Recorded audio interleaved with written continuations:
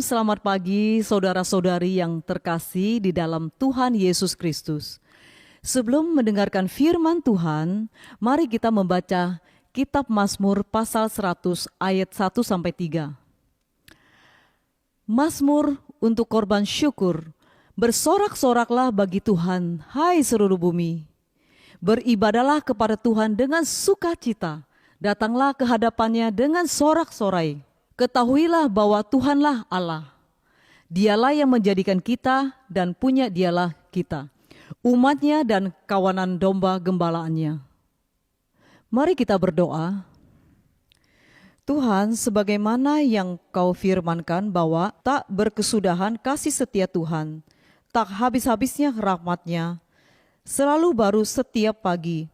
Itulah sungguh nyata di dalam hidup kami. Oleh karena kasih setiamu, kami masih hidup hari ini.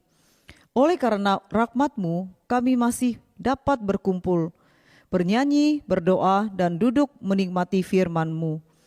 Kami percaya ibadah ini pun akan menjadi berkat-Mu bagi kami, menguatkan kami yang lemah, memulihkan kami yang putus asa, dan menyembuhkan kami yang sakit. Sungguh kami bersyukur untuk semua kebaikan-Mu dalam hidup kami. Inilah doa dan syukur kami dalam nama Tuhan Yesus. Amin. Di dalam dunia ini kita adalah musafir yang kerap melangkahkan kaki tanpa tahu apa bahaya yang ada di hadapan kita. Tanpa tuntunannya kita pasti tersesat dan terjerumus dalam setiap bahaya yang menanti di hadapan kita. Terangnya adalah tuntunan kita, jalannya adalah harapan kita. Yesus Kristus Tuhan adalah satu-satunya yang kita butuhkan di sepanjang masa, karena bersamanya ada terang abadi.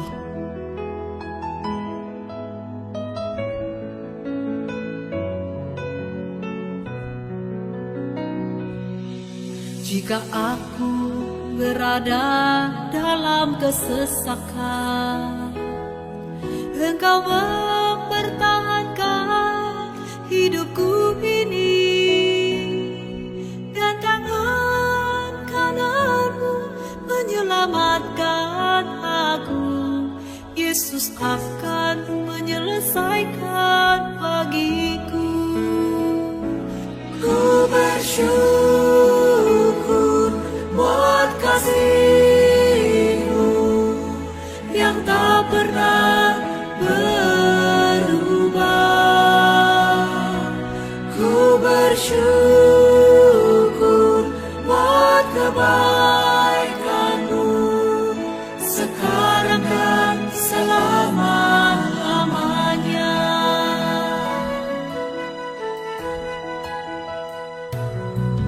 Jika aku berada dalam kesesakan, Engkau mempertahankan hidupku ini, dan tangan kanan-Mu menyelamatkan aku.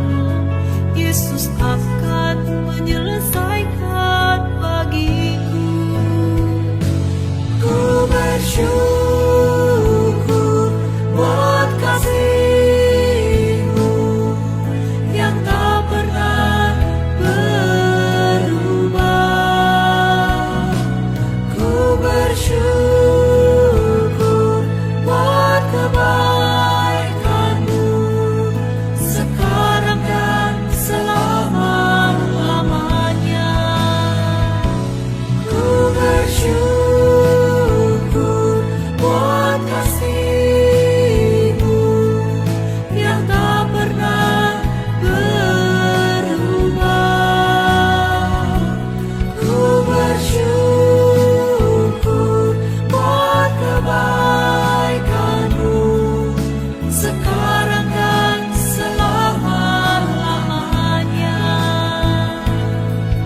Sekarang dan selama-lamanya.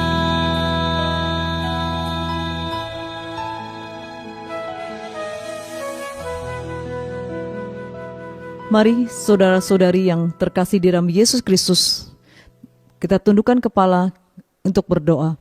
Bapa kami yang di sorga, dikuduskanlah namamu, datanglah kerajaanmu, jadilah kehendakmu di bumi seperti di sorga.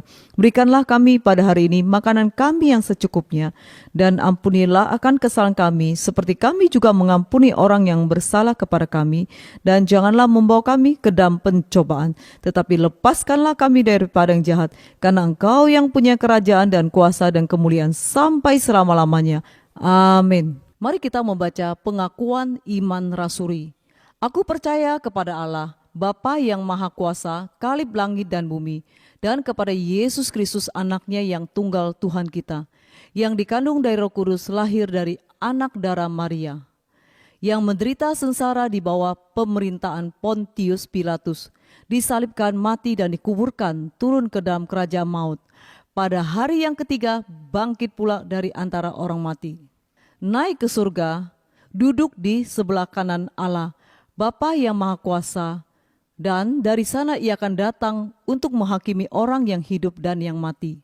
Aku percaya kepada Roh Kudus, gereja yang kudus dan persekutuan orang kudus, pengampunan dosa, kebangkitan tubuh, dan hidup yang kekal.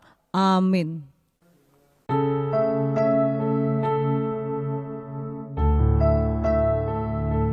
Salam saudara-saudara kasih Tuhan, pada pagi ini kita ketemu lagi untuk beribadah mendengar sabda firman Tuhan. Marilah kita berdoa. Bapa kami sorga, pada pagi ini kami mohon Roh Kudus pimpin kami semuanya, membuka hati kami, pikiran kami untuk dengar sabda firman-Mu. Roh Tuhan yang menyertai hamba-Mu, urapin hamba-Mu, bibir hamba-Mu, Tuhan pakai untuk menyampaikan setiap perkataan-Mu sesuai dengan kehendak-Mu.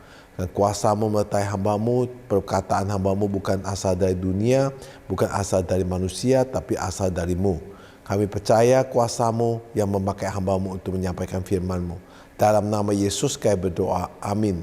Saudara kasih Tuhan, pada tema pada pagi ini, pertandingan abadi antara terang dan gelap. Saudara kasih Tuhan, mari kita baca firman Tuhan di Efesus pasal 6 ayat 12. Sebab perjuangan kita bukan melawan darah dan daging, tetapi melawan pemerintah-pemerintah, melawan penguasa-penguasa, melawan penghulu-penghulu dunia yang gelap ini, melawan roh-roh jahat di udara. Saudara kasih Tuhan, dunia ini seperti arena. Ada dua kubu yang sedang bertarung. Kerajaan Allah, itu kerajaan terang, vs kerajaan kegelapan atau kerajaan gelap.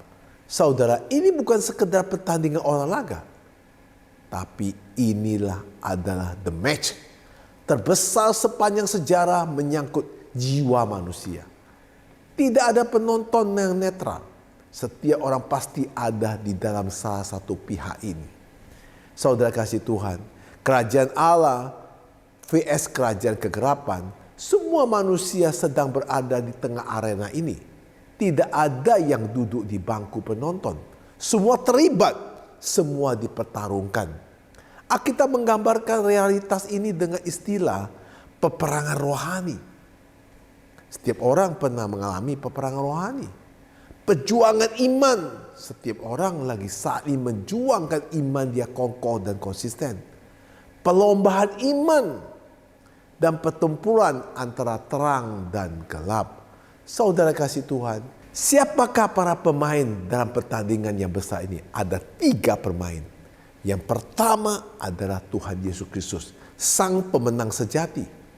Yohanes pasal 1 ayat 5, terang itu bercahaya di dalam kegelapan dan kegelapan itu tidak menguasainya. Kristus datang untuk mengalahkan dosa, maut dan iblis.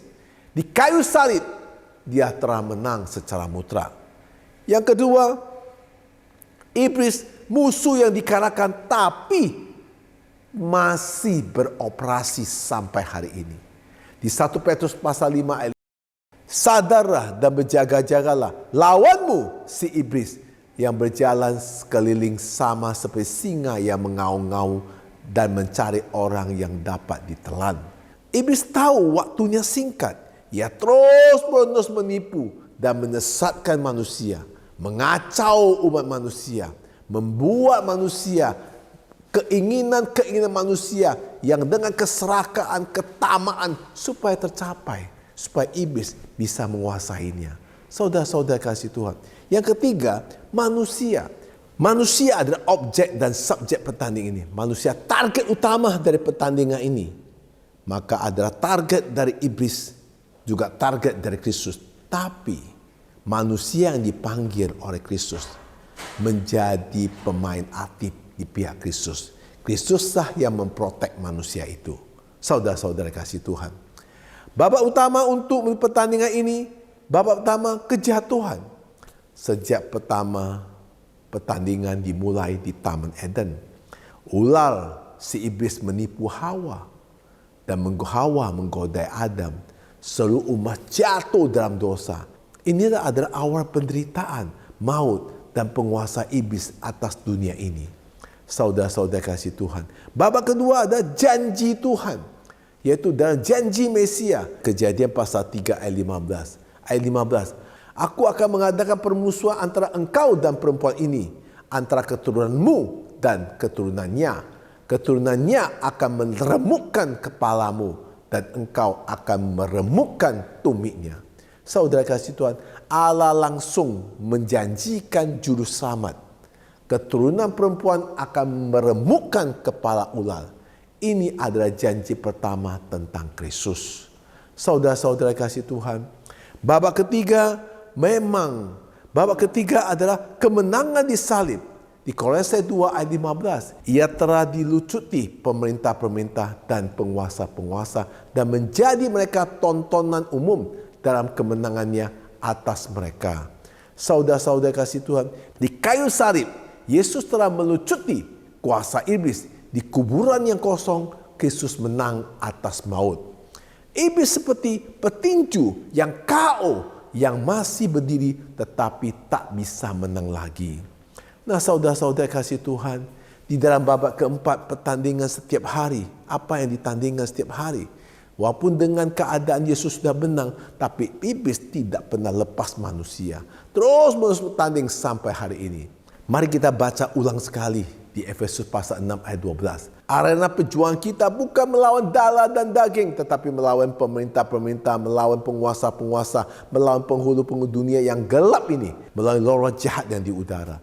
Saudara-saudara kasih Tuhan, saudara, di babak keempat ini berisi tentang apa aja? Kita masih hidup dalam dunia dikuasai oleh sistem dosa. Kita setiap hari bertarung antara iman kita dengan ketidakpercayaan. Setiap hari kita di antara iman yang percaya dan ketidakpercaya, karena godaan dan situasi dunia yang begitu menggiurkan. Yang kedua, kekudusan dan hawa nafsu terus menerus terpacu. Mau ingin hidup benar, ingin hidup bersih, tetapi hawa nafsu selalu narik kita dengan hidup, dengan menikmati duniawi yang ditawarkan begitu menggiurkan. Apalagi pertandingannya, ingin mengasihi orang, ingin juga berbuat baik. Tapi ada kebencian-kebencian yang di dalam perkataan-perkataan, fitnaan-fitnaan, kata-kata membuat kita tidak bisa mengasihi. Lawan terus. Kita belajar mau mentaati. Tetapi di satu sisi, orang mengajar kami untuk melawan Allah.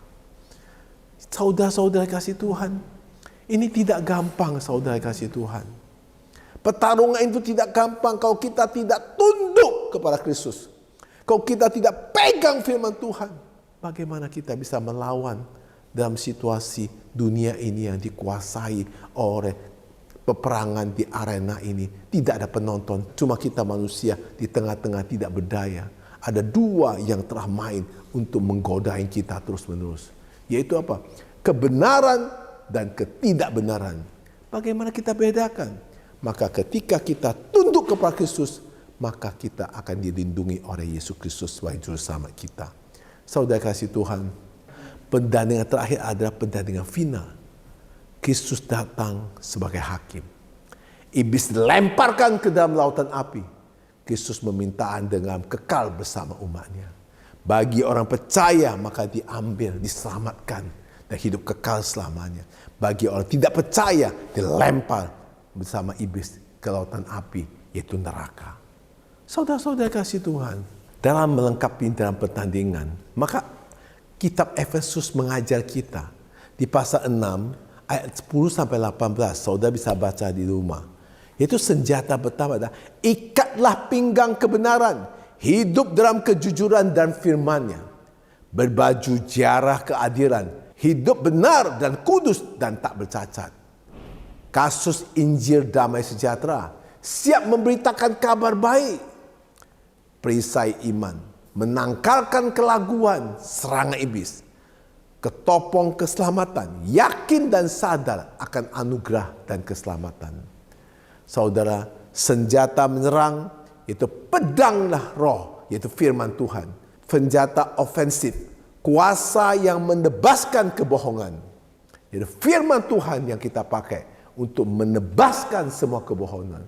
Menebaskan semua kebohongan. Senjata khusus, doa setiap waktu dalam roh Kudus yang menyertai kita. Berkomunikasi dengan Yang Maha Tinggi, ya berkomunikasi dengan Tuhan Yesus Kristus setiap hari, setiap waktu, supaya kita dilengkapi oleh hadirat Tuhan dan kuasa Tuhan dan protekan Tuhan. Nah, saudara-saudara kasih Tuhan, dalam strategi kemenangan, tetaplah dekat dengan Yesus. Yohanes pasal 15 ayat 5, barang siapa tinggal di dalam aku, ia akan berbuah banyak. Tetap dekat dengan Tuhan. Yang kedua, lawan iblis dengan firman Tuhan. Yesus lawan iblis di padang gurun bukan dengan emosional, bukan dengan ambisius, bukan dengan perasaan, tapi dengan perkataan firman Tuhan. Bangkit ketika jatuh. Amsal 24 ayat 16. Orang yang benar jatuh 7 kali, namun bangun kembali. Memiliki komunitas iman, memilikilah hubungan dengan saudara-saudara kita yang punya iman yang kuat. Supaya kita menang bukan sendiri, tetapi kita harus mempunyai komunitas iman yang kuat. Lingkungan kita harus kuat juga mendukung kita memiliki iman yang kuat. Saudara-saudara kasih Tuhan. Nah, saudara kasih Tuhan, untuk penutup khotbah pada saya hari ini, tinggal kita pilih tim mana kita ini sekarang. Ada 3 pertanyaan di saudara renungkan di rumah. Apakah saya benar-benar sudah bergabung di pihak Yesus Kristus? Kedua, arena hidup mana yang masih celah untuk iblis masuk ke saya? Senjata rohani mana yang belum saya gunakan dengan maksimal? Silakan saudara jawab sendiri di rumah dan renungkan baik-baik dalam hidup ini. Saudara ada di dalam arena peperangan ini. Saudara bukan di luar arena. Dan saudara di arena perang ini. Saudara jangan sampai saudara terjerat dan jatuh dalam dosa, saudara dimasukkan ke dalam api. Maka untuk itulah saudara harus pegang Tuhan Yesus. Selalu dalam lingkungan Tuhan Yesus Kristus. Selalu di pihak Yesus. Selalu gabung dengan Yesus. Dan saudara harus gabung dengan orang-orang yang berkomunitas, yang punya iman yang kepada Kristus. Sehingga saudara selalu hidup dalam kemenangan. Saudara kasih Tuhan, saya berikan satu ilustrasi. Tentara yang sudah menang tapi masih ditembak. Bayangkan sebuah perang, pasukan utama musuh sudah menyerah. Tapi masih ada beberapa sniper musuh yang tersembunyi, yang terus menembak dari kejauhan. Tentara harus tetap berwaspada, memakai perlengkapan perang, dan bertahan sampai semuanya aman. Saudara kasih Tuhan, Yesus sudah menang di kayu salib. Yesus sudah mengalahkan kekuatan utama iblis.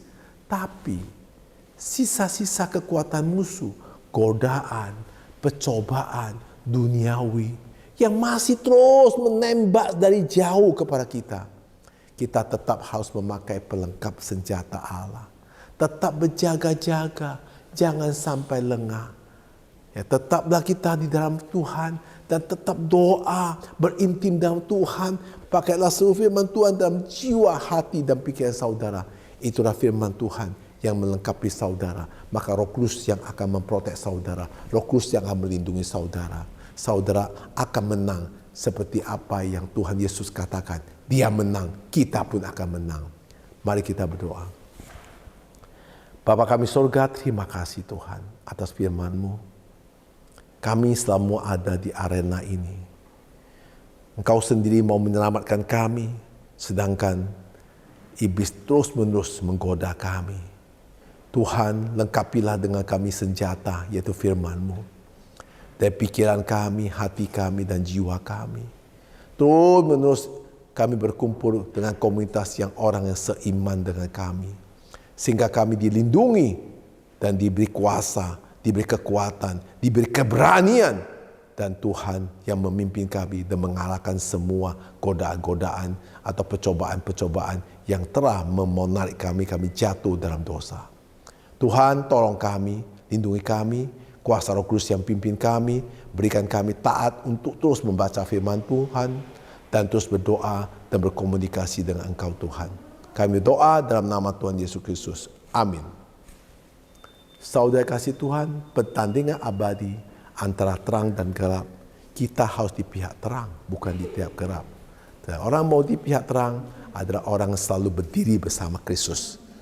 Ya, melepaskan semua percobaan-percobaan, tawaran-tawaran yang menggiurkan membuat kita dosa. Kita harus patahkan semuanya. Mari kita terus bersekutu dengan Tuhan dan baca firman Tuhan. Ada senjata firman Tuhan yang bisa mematahkan kebohongan, mematahkan kemunafikan, mematahkan semua kuasa gelap. Mari kita terus dekat dengan Tuhan. Tuhan Yesus memberkati.